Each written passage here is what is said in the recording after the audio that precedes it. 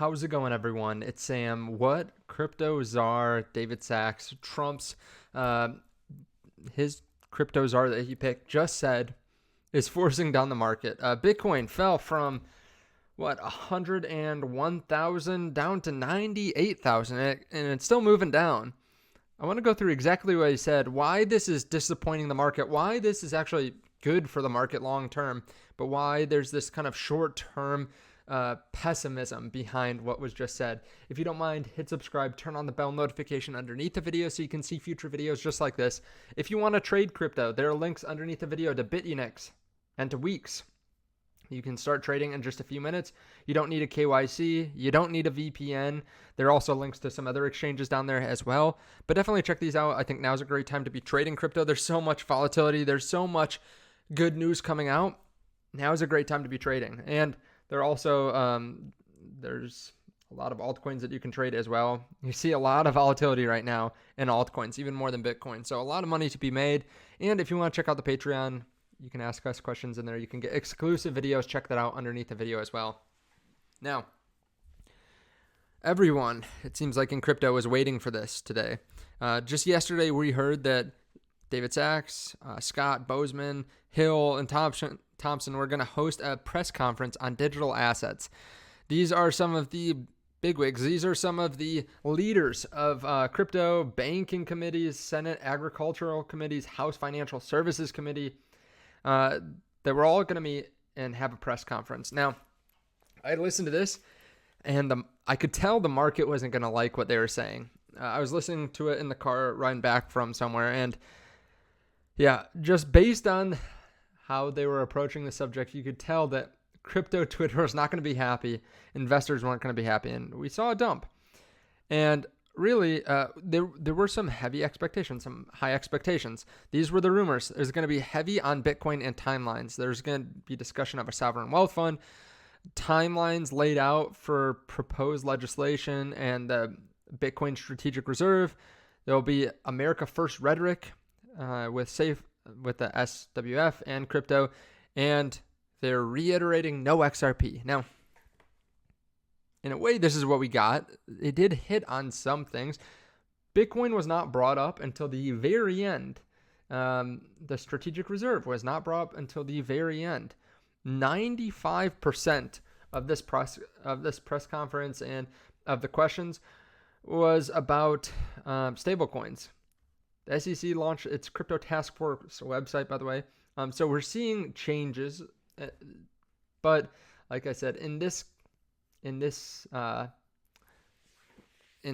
instance, we didn't hear about them buying crypto. We didn't hear about them buying Bitcoin until the very end, which we'll talk about. But really what they're focusing on is stablecoin legislation, stablecoin regulation, spreading the US dollar dominance through stablecoin.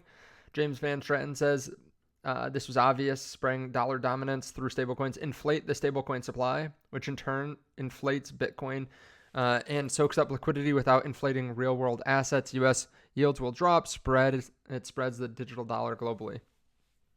Yeah, so when I was watching this, I was thinking, crypto Twitter is not going to like this because they're not talking about buying assets or anything flashy. They're talking about stable coins. But this is really important. This brings people into the crypto space that typically would be a little bit worried about jumping into crypto. This makes it so that there's better regulation. There are better rules to follow. They talked about how there's been a lot of regulation by enforcement without founders really knowing what to do or what they can do in the industry. So clearing this up, allowing larger amounts of money to create products in crypto, allowing a lot of people to get into stablecoins, use stablecoins for, much cheaper fees than using other remittance services. This allows people the freedom of sending money at any time, right? And some people say, well, we already have a digital dollar, right? I have PayPal. I have a bank account that I can send money out of. The fact is, these are very centralized services, and some you still can't use all the time, right? Like, there's no third party that's watching when I can send text messages or send photos, right? I can do that 24/7. Of course, I guess there are some things that could go wrong, but I can send photos 24/7. I can't send money on my bank account 24/7. So having a digital dollar could really improve this and lower the cost of transactions, of sending money, all this different stuff. So I think regulation will naturally push up the price of Bitcoin as well, because people will feel more comfortable in the space. They'll look at Bitcoin a little bit more seriously when they're already using stablecoins, and they might buy some Bitcoin along the way. Now, eventually, after 95% of the conference or of the meeting of the press conference, someone asked him about the strategic Bitcoin reserve. Let me play this for you and show you exactly what he said.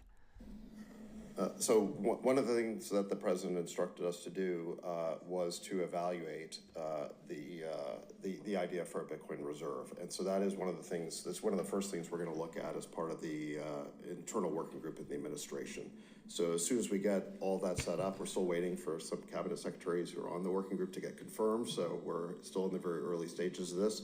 But that's one of the first things we're gonna look at is the feasibility of a Bitcoin reserve. I think the concept of the sovereign wealth fund is a little separate, and you'd have to talk to Secretary Lutnick, or soon to be Secretary Lutnick, about that. Okay, so this is one of the first things that they're going to do is look at this strategic Bitcoin reserve. Now, there's not a 100% chance that they're going to be buying Bitcoin, but I think it's swaying very heavily that they will buy some Bitcoin. Of course, Microsoft has studied Bitcoin before and decided not to buy Bitcoin, like they were forced to by shareholders. Maybe Trump says, hey, I created a group and they said we couldn't buy it. But I don't think that's going to be the case. I think they're going to go out and buy Bitcoin. And I think we just have to wait. In crypto, we always want things done really quickly because crypto moves very quickly. So we're used to, hey, new president, pro-crypto, let's buy some Bitcoin. But it does take time. And they did lay out that they want to get a lot of, a lot of bills passed through the Senate in the first 100 days. So I would expect to hear about a strategic Bitcoin reserve getting approved or denied within the next couple months. I don't think that's an unrealistic timeline. I think before summer, we'll hear about that. And maybe that's like where the market starts to top out, right? Like if we're thinking about natural peaking out points, and I'm not saying for the long term, but maybe we have a bit of a blow off top.